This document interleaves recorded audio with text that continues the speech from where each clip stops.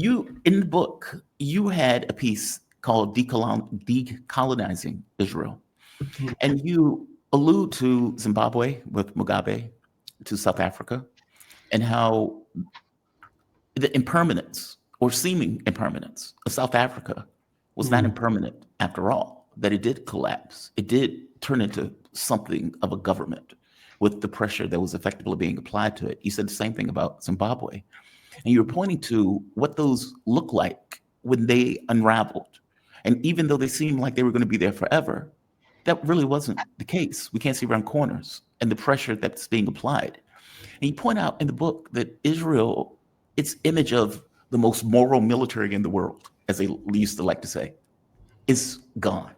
Nobody in the world, right, watching social media can see the murder, children, starve, 2.2 million people, forced march, people in the areas, and then bomb those areas that are supposed to be safe and humanitarian areas, and see this day in after day in after day in for over a year. Like, the images are astonishing. And the fact that anybody can go to their social media account, Twitter, Facebook, Instagram, and see the murder of a child by an Israeli soldier, or see a soldier throw somebody off of a cliff, or even see rape, and see the Israeli government or the Israeli public saying that's okay. We should be able to do that. To like 60%. That is astonishing. And so this image of the most moral military in the world, this democracy in the Middle East, all this stuff is gone.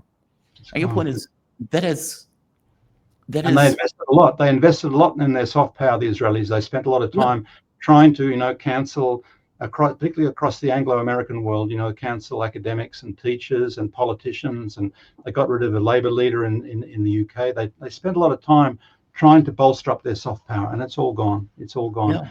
The US soft power is going down with it, seriously. But is that enough? I mean, that's the question that I have. Like, I agree with you, 1,000%. The soft power is, when you see Israelis go to another country and get kicked out of a restaurant, the soft power is gone. Like, that is very clear, right? It's like, hey, you're committed, you're backing a genocide, get out of here. We don't want you here. That's right. Is that enough, though? The Maldives, in Vietnam, it's in lots of different countries, yeah. Yeah. A lot of anger there, yeah. But does that translate into decolonization? Because it doesn't seem like it. It seems like, okay, but please go into it. Look, there's you mentioned the parallels with the racist regimes in Africa. We'll come to that in a moment. I made that connection for particular reasons. It was to do with the dangers of transition, really, because I foresee a second level of struggle when it comes to decolonizing occupied Palestine, basically. But back to the points we were talking about just before, of course, the Israeli project, let's put it that way, has lost the younger generation in the West. The younger generation is gone. We saw the actions in the US and the polls, and we've had them here too. A massive majority of younger people are really not down with that at all, and they're against both the major parties for similar sorts of reasons, basically. But Gaza has been a major factor in young people's thinking in the last few years. Just today, since you mention it, it's having deeper effects. There's one Conservative member of Parliament in Britain who said, I've turned after 20 years supporting Israel. I'm against it now. What they've done in Gaza is unconscionable. The Financial Times in London also has said, how come the Western public is so silent about what's going on in Israel? This is like a bastion of conservative economic power in England. There's that level of change there, because they see that it hurts them. At some stage, the rationality of even very conservative or reactionary players in this field sees that this is not a good sign for the future. And that's more or less what happened with South Africa. It wasn't, the international campaign was very important in South Africa. The armed struggle was important, but it wasn't decisive in South Africa. Some of the regional struggles were important, but the international solidarity, the boycotts, which took a long time to build with South Africa, but they were very important. In the end, some deals were cut. We know that deals were cut that were not very, that's the Financial Times. Some deals were cut that have been very unfavourable, let's say, to the South African people. They're not very happy with, many people are not very happy with the economic outcomes in South Africa. And the point that I was making there was about decolonizing Israel and There's another factor to the soft power. The extreme right of the Jewish community in Israel supports what's going on in Gaza by and large. You mentioned very big majorities there. Some even think that the government should be doing more, to ethnically cleanse Gaza. Pardon me. But in the US, in North America, where there's a similar sized Jewish population, it's dominated by liberals, basically. Traditionally they've supported the Democrat Party and so on, and they are not happy. They don't like Netanyahu because of the way in which he's damaging their reputation. They don't like the idea that this is a person who claims to represent a Jewish nation on earth. He's their prime minister, according to Netanyahu, and most of the North American Jewish people are not very happy with that. So there's a turmoil going on within a section of the US community which used to be rock solid supporting the Israeli project, which is revising its position there now. So this is the effect of the damage of soft power. These internal contradictions are coming about. And some of those liberal Jewish people are actually supporting the idea of a single democratic state, of dismantling apartheid. Now that sounds very interesting, but of course the problem of dismantling apartheid, which I pointed out in the book, in Zimbabwe and in South Africa, pardon me, is that there are a lot of compromises along the way. And I believe one of the UN specialists, rapporteur Francesca Albanese, says even if they abolish apartheid tomorrow in Israel-occupied Palestine, in other words, all Palestinians have equal rights, you still have the problem of the refugees. You still have the problem of the land theft. What are you going to do about the land theft, the land justice? Now Palestinian people own very little of the land in any part of the greater Palestine or historic Palestine. And you've got the question of war crimes. Okay, they will make compromises about criminality with truth commissions and so on. But one thing that happened with Zimbabwe in particular, when they had those talks in Lancaster House in London, was that there was a very bad compromise put in place there where they couldn't change independent Zimbabwe couldn't challenge the land or the land and economic relations there for, I think it was 10 years.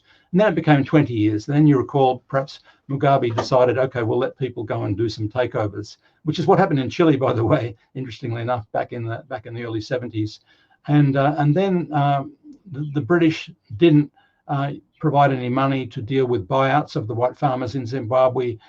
They started crying human rights. The US and Britain imposed sanctions on Zimbabwe, and Zimbabwe's a mess, really. It hasn't been able to get past that. In South Africa, you've got a parallel thing where there are some agreements, constitutional provisions about the minority white population and their cultural rights and so on. And that's led to the ANC-led government dragging its heels on any sorts of reform, particularly to do with land.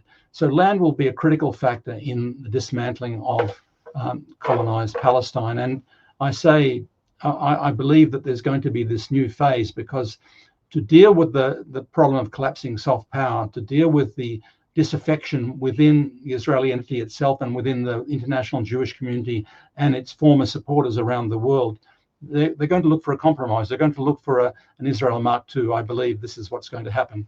And all of the compromises that were made in dismantling racist regimes before have some good lessons and some bad lessons. The good lesson on the one hand is you can point to South Africa and say, look, you can dismantle apartheid. A regime that seemed all powerful, was supported by the Anglo-American world, had nuclear weapons even. It's not all powerful. It was dismantled. But on the other side, the bad lessons are you've got these terrible compromises that will be made, and there'll be a very powerful Jewish lobby, a liberal Jewish lobby, which will try and is already making moves along these lines, saying we have to protect the cultural connections between the Jewish people and towns on the West Bank like Hebron, Al-Khalil, and so on. So all of those blocks are being put in place now. And I really firmly believe that there could be a collapse of the Israeli regime, particularly around the personality of Netanyahu, because he's not well liked. When he falls, there could be a move to reorganize, to restructure that regime into some sort of Israel Mark II, which looks much better from the point of view of its sponsors. And then all of these challenges will arise for the resistance for the Palestinian people. It won't collapse into some utopian system. There's going to be a new level of struggles, I believe. And that's why I pointed to the examples of Zimbabwe and South Africa, the cautionary lessons there. No, that's a great point. I mean, the ANC has been in power, 30 years? and have not been able to rectify the land issue. And Very anytime small, they even, very small amount of land reform. Yeah. yeah, and anytime they try to, the U.S. screams, "Oh my God, they're killing white farmers." Mm. That comes out in the U.S. media. Oh my God, they're going to kill white farmers. Mm. And steal their land, missing the fact that it was an apartheid state for all of these years, and you have to kind of somehow rebalance that.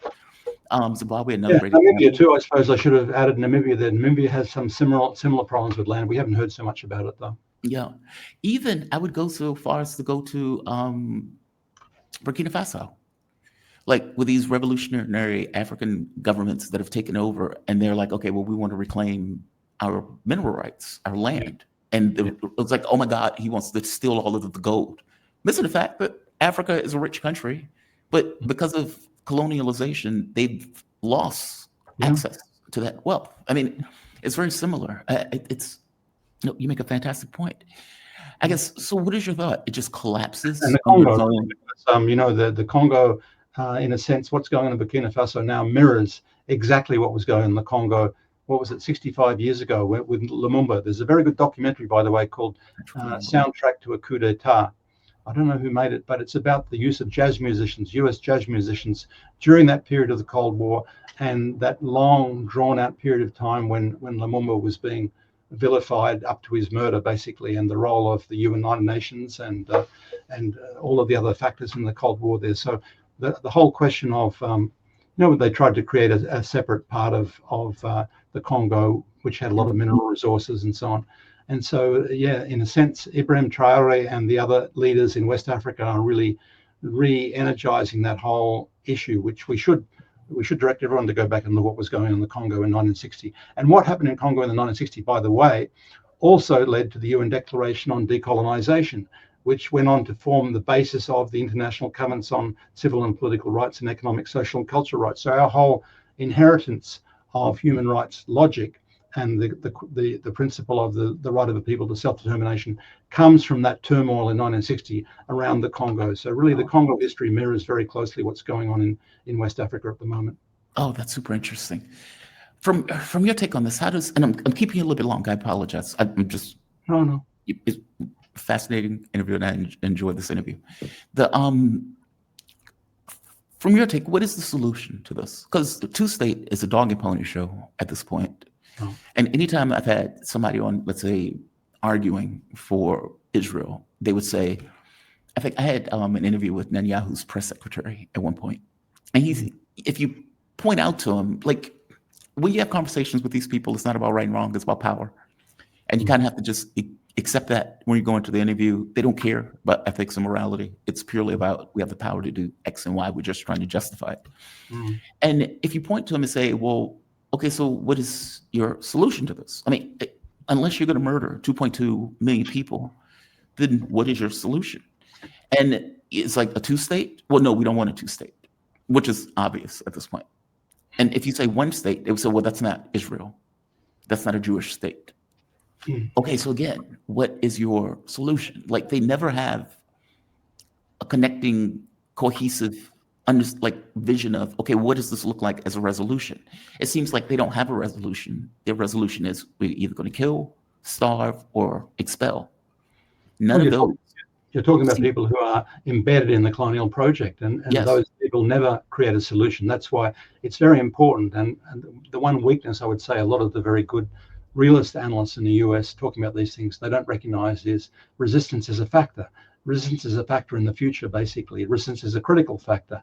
You would say if it was up to the Jewish leaders or the Zionist leaders in Israel, there'll be no change. They'll keep on doing what they're doing, a slow motion genocide, basically, or a faster motion genocide and ethnic cleansing. But nevertheless, they can't do that because of resistance, really. That's why Trump can't take over Gaza, because there is resistance. They haven't crushed it in Gaza, let alone the region there, basically. So people are still resisting.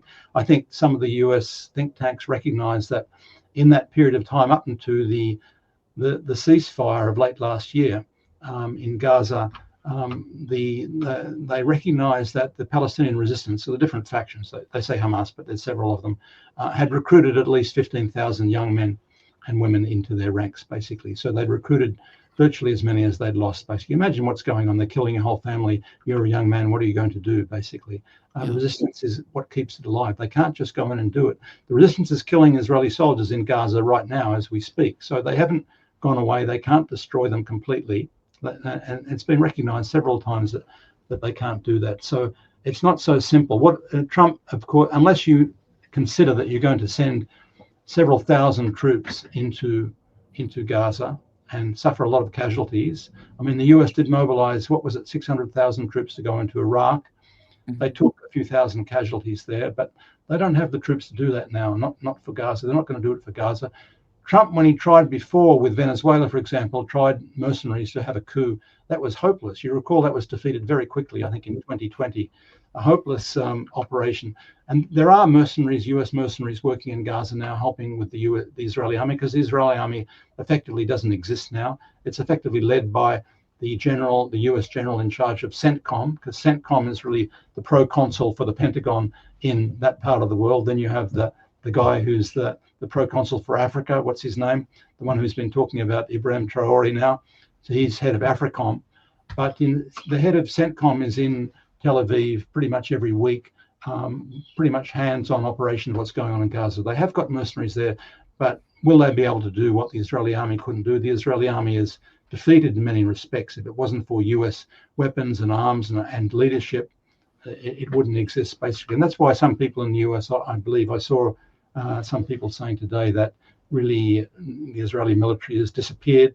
I heard Syrians saying that a couple of years ago, basically, that the US is running operations there, basically. So how long that's going to go on for, Trump, of course, can't deliver on what he says he wants to do with Gaza. As much as it horrifies people, he won't be able to do it. And the main reason for that is not, that he's horrifying other people in the world and further destroying US soft power. But the fact is there is resistance, and resistance is a key factor to consider in this, in how and when that colonized operation in occupied Palestine is going to disappear. What is the solution? A one-party state? Is that the thought, that ultimately this boils down to one man, one vote? It's the only rational solution. I appreciate the reservations you have about rational things happening. Of course, the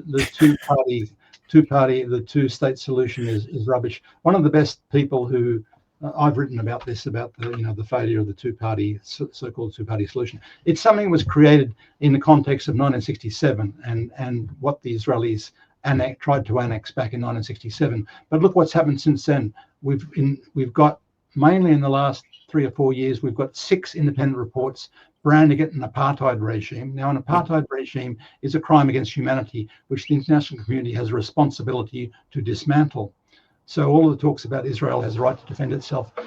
No state has any rights, and no apartheid regime has a right to defend itself.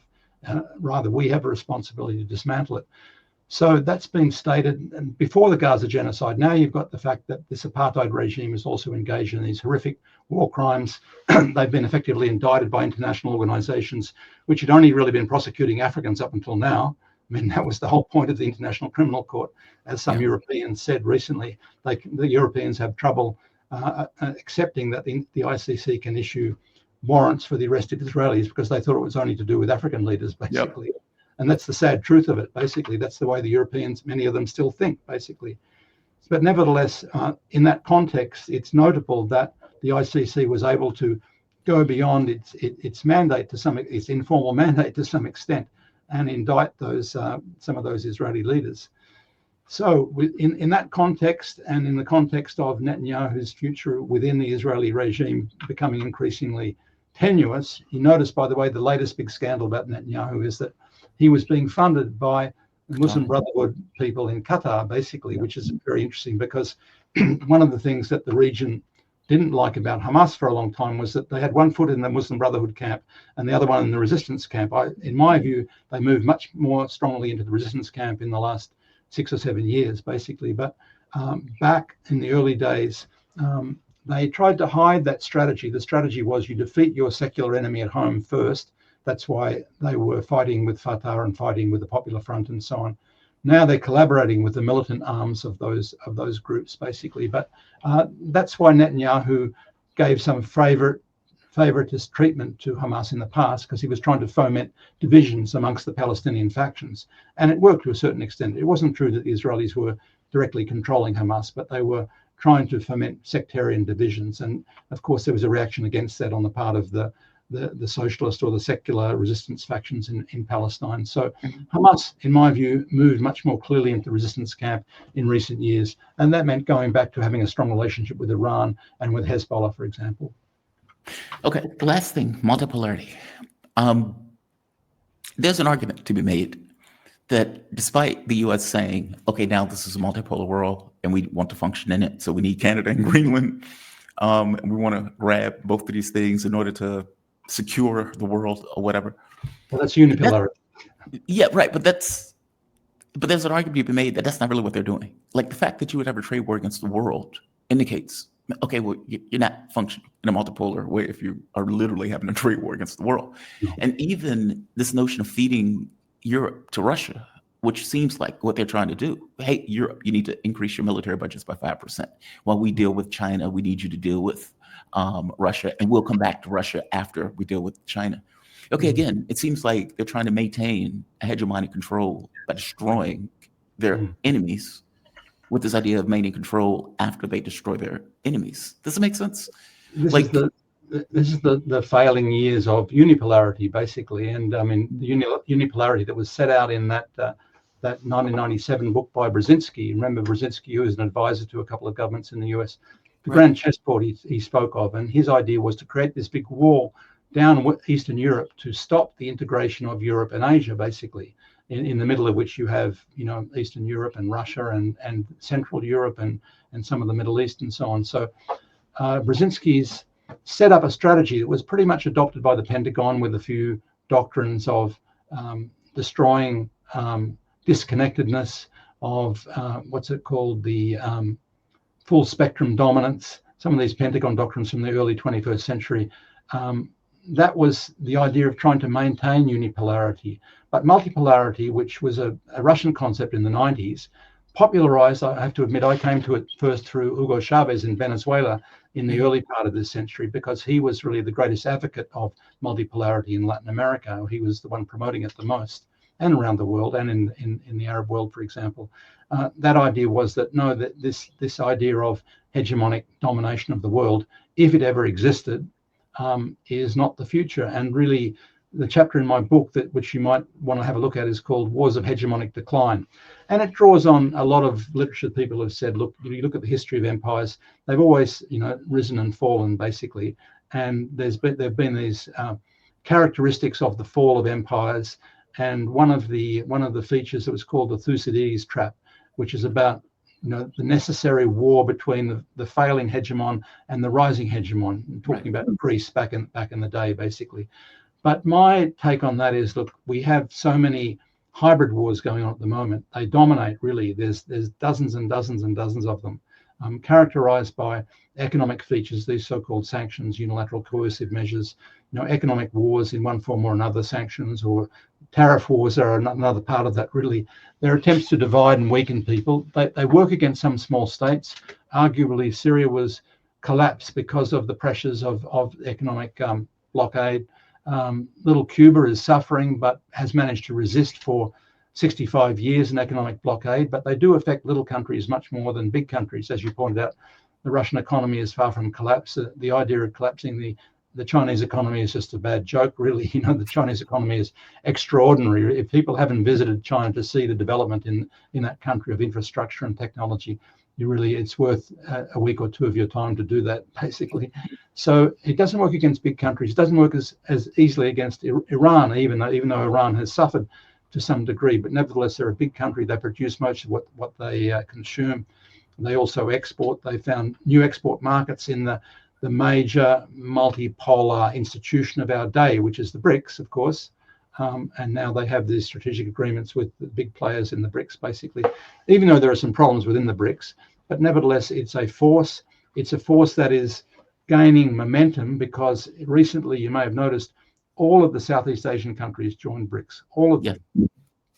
And they're big countries, big populations, and they're countries that had on the some of them didn't want to buy into the a new Cold War. Basically, they wanted to have good relations with the US, but they also wanted the opportunities to be independent and have good relationships with the China and Russia and so on. And of course, many African countries have shown a lot of enthusiasm about joining the BRICS, and they've been welcomed in by Russia. So that initial diplomatic offensive that was done by Washington, by the Biden administration against Russia, has failed now, because really, if anything, there's this really, maybe it's a covert admiration for, but there's a great admiration for the fact that Russia actually stood up to the big bully in the world in Ukraine. They stood up to them, and now it hasn't been any sort of barrier to little countries wanting to join the BRICS. The BRICS now represents over half the world, basically. So that's multipolarity in the world today. It's really BRICS. And despite the problems, between Brazil and Venezuela, between China and India and Pakistan, it's still the big new institutional force of multipolarity in the world there. So it's a long way from what Trump is talking about or what Biden was trying to practice in other ways. But the whole US elite wants to hang on to this idea that they run the world. I don't think they ever did, really, but they have this idea that they do, and they're concerned that if they step out of some theater or another, whether it's West Africa or Libya or Syria or Yemen, that it's going to be a vacuum, and that Chinese and the Russian are going to go in there. I think I've heard RFK Jr. say exactly the same sort of thing. Russia and China will control all the energy resources in the Middle East and will be frozen out. That's not true. They could have bought that under normal circumstances. They could have bought oil from Saddam Hussein's Iraq, but they were too arrogant. They wanted too much. And this is what happens to empires. They overreach. They think they're losing some influence, and they go too far, and they can't maintain all of the different wars that they carried out. The case in point and timely is, of course, and I think Trump's made this point. He's not totally ignorant of history. He said Napoleon and Hitler, they both tried to conquer Russia. They both failed. Yeah. He makes a good point there, really, to think that you can destroy Russia when it's something to do with Russia's key central existential interest is a huge illusion. It's been tried before and it's failed. And it was the overreach of Napoleon, the overreach of Hitler, that led to the collapse of those past empires. Yeah. There's a great scene with Napoleon leaving his army in order to haul ass back to France. Like he's like trying to get away because it all failed. He's like, I don't understand why they ever make these. Tim, man, this has been fantastic. I have deeply appreciated this conversation. You have no idea, and it's timely considering what is taking place in Yemen right now. I wish you safe travels, man. Tim Anderson, he's a writer, internationalist, academic, director of Center for Counter-Hegemonic Studies. And you can check out the website that is counter-hegemonic-studies. And I believe this is SIT. Yeah. SIT is the suffix, yeah. Thank you for this, man. I really do appreciate it. You have a good one. Be safe. All right. I have deeply appreciated that conversation. You have no idea. I deeply appreciate that.